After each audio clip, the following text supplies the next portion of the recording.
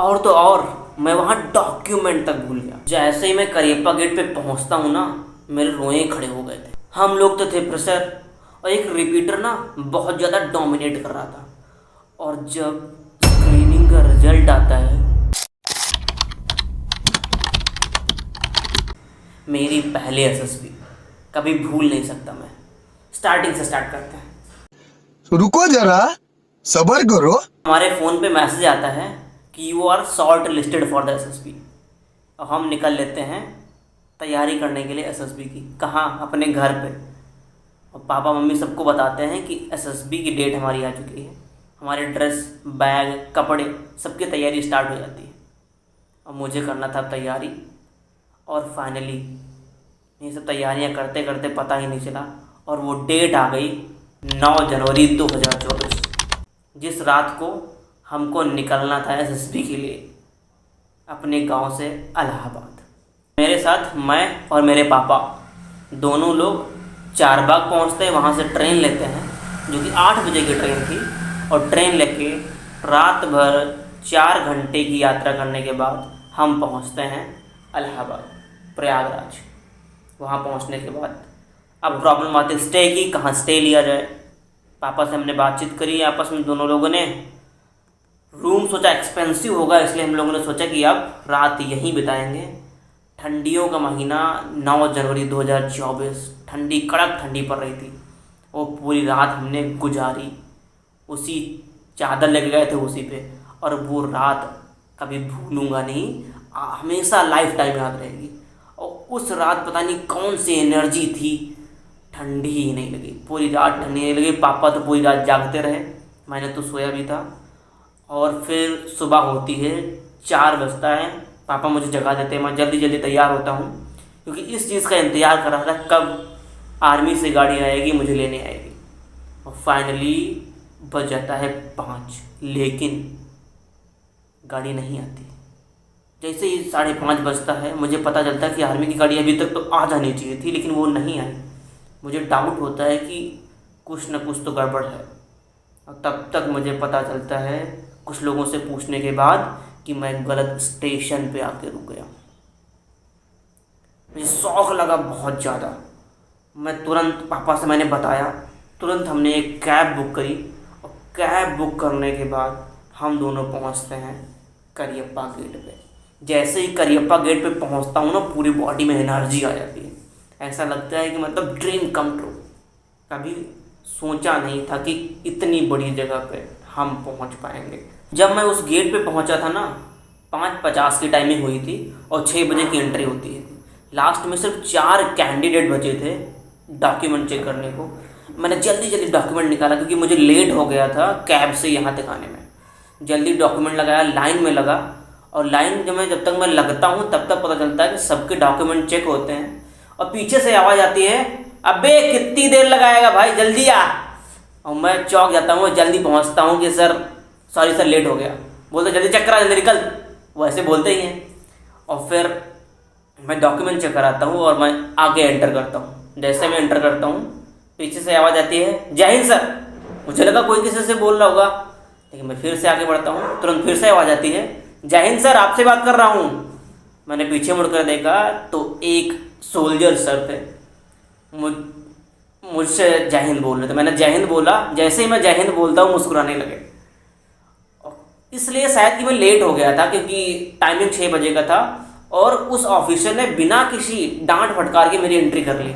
तो शायद पहली बार हुआ होगा, इसलिए उन्होंने कहा। और फिर हम लोगों को एक चैम्बर के अंदर ले जाया गया। चैम्बर किससे पहले फिर से डॉक्यूमेंट चेक हुए।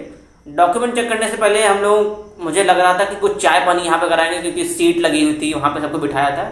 मुझे लगा कि अब नाश्ता वास्ता होगा, चाय वाय देंगे, लेकिन कुछ नहीं हुआ। वहाँ से बताया गया फिर से, सर बैग उठाओ, अपना बैग रखो और चलो मेस में नाश्ता कर लो। मैंने लगा, माइंड में मेरे तो यही चल रहा था, भाई ये क्या था फिर चलाया क्यों? अगर तुमको वहाँ पहुँचाना ही था तो यहाँ बिठाया क्यों, सीधा वहाँ ले चलते।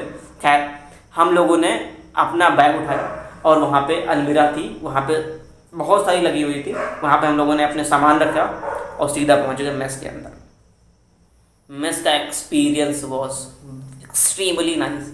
जैसे मैं मेस के अंदर पहुँचता हूँ, बस आसपास जो लोग एसएसबी गए होंगे उनको पता होगा कि वहाँ पे जो प्रीवियस हमारे कैप्टन अब्दुल हमीद, मनोज पांडे, इन सब की फ़ोटोज़ लगी, उनके बारे में लिखा हुआ है।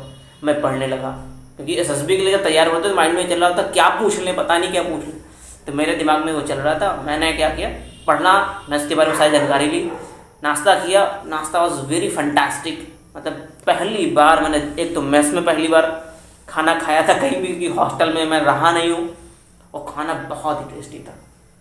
और उसके बाद हमने वहाँ पे फ़ोटो खिंचाई। फ़ोटो मैं शेयर नहीं कर सकता क्योंकि उन्होंने मना करा हुआ था। फ़ोटो खिंचाई, बातें करी, दोस्ती वोस्ती इतनी देर में हो गई दोस्तों के साथ। देवर 99 कैडेट्स एंड सबके साथ में लगभग दोस्ती हो गई थी उस 2-3 घंटे के पीरियड में, क्योंकि सभी एक जैसे माहौल में होते, सभी चाहते हैं नए दोस्त बने, एंड आई वॉज सेम। तो हमारे भी दोस्त बन गए। और उसके बाद हम लोगों की लाइन लगवाई गई और बोला गया कि अपने डॉक्यूमेंट जो आपके बैग में रखे हुए हैं उन डॉक्यूमेंट को लेके आइए आप हॉल के अंदर, जिस हॉल में हमारा OIR और PPDT होने वाला था। और फिर हम लोगों को लाइन वाइज ले जाया गया उस हॉल के अंदर और वो नंबर स्लिप दी गई। जी आज भी याद है, मेरा 24 नंबर था। उसके बाद हम लोगों को फॉर्म दिया गया, जो कि फॉर्म था ट्रैवल अलाउंस का। ट्रैवल अलाउंस उन लोगों को दिया जाता है जो फ्रेशर होते हैं।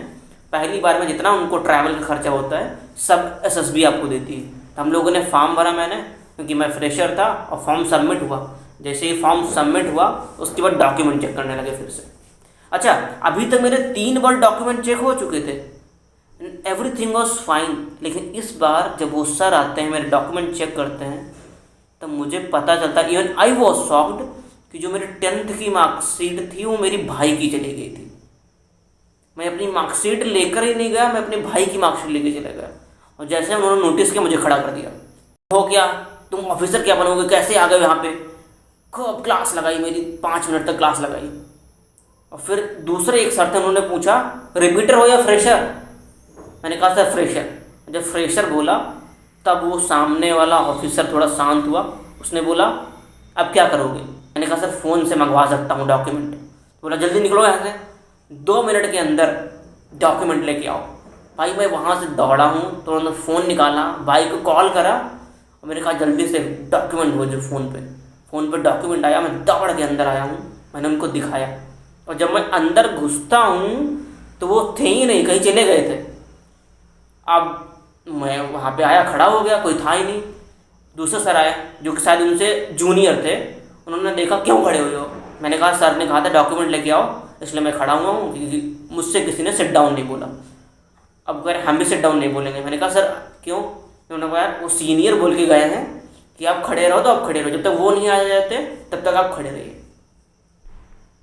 अब मैं खड़ा हुआ हूँ, लगभग 45 से 50 मिनट बीता। 50 मिनट बाद फिर वो आते हैं सर और बोलते हैं ये खड़ा क्यों हो तू? मैंने बताया सर कि आपने कहा था डॉक्यूमेंट लेके आना, मेरा डॉक्यूमेंट नहीं था, जो कि एक्सचेंज हो गया था, वो डॉक्यूमेंट मैंने फ़ोन पे मंगा लिया। अबे बैठ जाता ना, इतनी देर से क्यों खड़ा हुआ है? मैंने कहा सर ने कहा था कि खड़े रहिए। कहा ठीक है बैठ जा। डॉक्यूमेंट चेक किया। 10 मिनट के बाद ऑफिसर आता है और हम लोगों को अनाउंस करता है कि आपका OIR शुरू होने वाला है।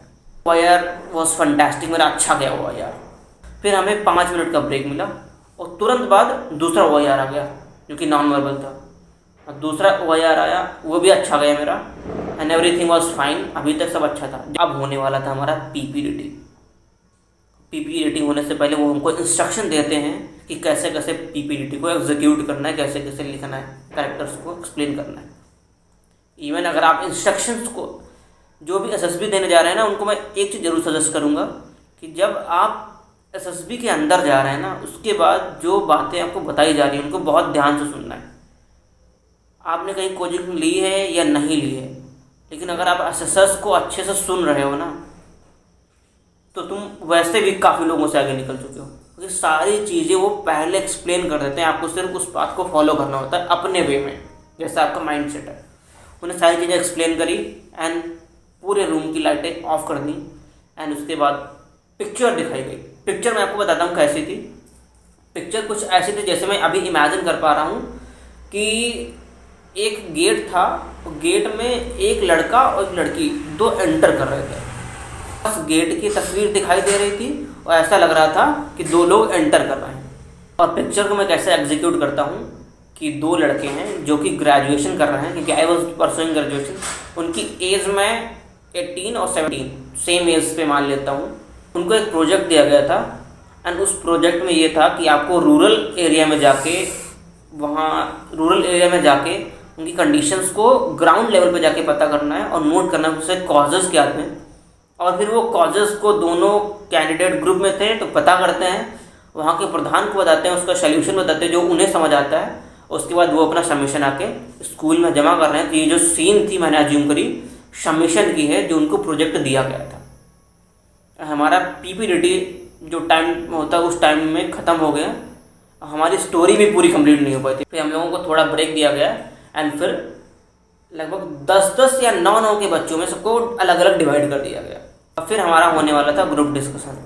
हमारे ग्रुप में 9 लड़के थे और 9 लड़कों को एक ग्रुप में लाया गया और हमसे पहले 3 ग्रुप की ग्रुप डिस्कशन हो चुका था एंड उनका एक्सपीरियंस हम पूछ रहे थे कैसा था, वो बता रहे थे अच्छा है। फिर हमारा नंबर आता है जो कि चौथा ग्रुप था।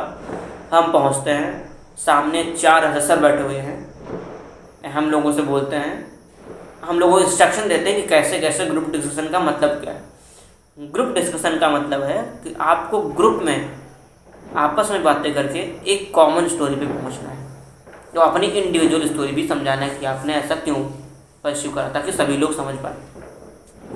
एंड मोस्ट इम्पॉर्टेंट थिंग, ये आपका ग्रुप डिस्कशन है, इसमें आपका पूरा ग्रुप सेलेक्ट हो सकता है। आपको इसलिए लड़ाई नहीं करनी कि मुझे सेलेक्ट होना है, उन्होंने समझाया। एंड फिर मैं साइड से दूसरे नंबर पे था। स्टार्ट करते हैं कि स्टार्ट स्पीकिंग योर स्टोरी। पहला वाला मुझसे जो पहले था उसने स्टोरी स्टार्ट करी, फिर मैं स्टोरी स्टार्ट करता हूँ, 3rd 4th इस तरह से सारे बच्चे अपनी स्टोरी स्टार्ट करते हैं। उन्होंने पहले ही बता दिया था कि जैसे आपकी स्टोरी कंप्लीट होगी लास्ट कैंडिडेट की, तुरंत ग्रुप डिस्कशन ऑटोमेटिक स्टार्ट हो जाएगा। हम लोगों ने डिस्कशन स्टार्ट कर दिया and discussion was completely face market. मुझे तो कुछ समझ ही नहीं आया कि लोगों ने क्या किसकी बातें करी, कौन किससे क्या बोल रहा है, क्या कर रहा है। एक लड़का ना बहुत ज़्यादा डोमिनेट कर रहा था, ही वॉज एक्सट्रीमली गुड, जो पॉइंट्स दे रहा है एंड जो आर्ग्यूमेंट्स दे रहा है बहुत अच्छे दे रहा है and everything was fine. And finally उसकी स्टोरी सेलेक्ट हुई, जो कि स्टोरी कुछ ऐसी थी कि ये एक यूपीएससी इंटरव्यू है एंड यूपीएससी इंटरव्यू में एक लड़की जो बहुत रूरल बैकग्राउंड की होती है, वो बहुत तैयारी करती है एंड काफ़ी मेहनत करके वो यूपीएससी के अंदर एंटर होती है, फाइनली सेलेक्ट हो जाती है। ये स्टोरी लगभग बच्चों ने उस बच्चे को जो डोमिनेट कर रहा था, जो कि बहुत अच्छा कर रहा था, उसको बताया कि हाँ ये लड़का हम चाहते हैं कि हमारी स्टोरी को नरेट करे। उसने स्टोरी नरेट करी, एवरीथिंग वॉज फाइन। हम लोग बाहर आते हैं, आपस में बातें करने लगते हैं कि भाई अब किसका किसका होगा। हमारे ग्रुप से 2-3 लोगों का तो श्योर था, एक तो उस लड़के का जो डोमिनेट कर रहा था। हमें लग रहा था ये बहुत अच्छे से हो जाएगा इसका 100%। एंड था उसका, अभी आगे पता भी चलेगा कि हुआ क्या हुआ। वो डिजर्व करता था, बहुत अच्छा लड़का था। एंड 2 और लड़के थे जिनका लग रहा था कि हाँ हो जाएगा, एंड खुद का भी मुझे लग रहा था कि हाँ स्क्रीनिंग तो हो जाएगा, मतलब एवरीथिंग वॉज फाइन। OIR मेरा अच्छा गया था। पीपीडीटी की स्टोरी थोड़ी कंप्लीट नहीं हो पाई थी, लेकिन except that everything was fine. And फिर हम लोगों को आते हैं, बैठते हैं, और लगभग 2 या 2.5 घंटे बाद स्क्रीनिंग का रिजल्ट आता है। एंड वो नंबर वाइज बुलाते नहीं हैं, जो लोग SSB देने गए हैं उनको पता होगा कि रैंडम नंबर बुला देता है कि you are selected, chest number 24, chest number 99, chest number 1, chest number 898, ऐसे वेरिएशन रहते हैं। नंबर बुलाया जा रहा था एंड आई वॉज वेटिंग कि मेरा चेस्ट नंबर कब बुलाया जाएगा। एंड फिर मेरे ग्रुप से पहला लड़का, जिसका चेस्ट नंबर मुझे अभी भी याद है 26 था, सेलेक्ट हुआ। And we were very happy कि हमारे ग्रुप से एक बच्चा तो आ गया कम से कम।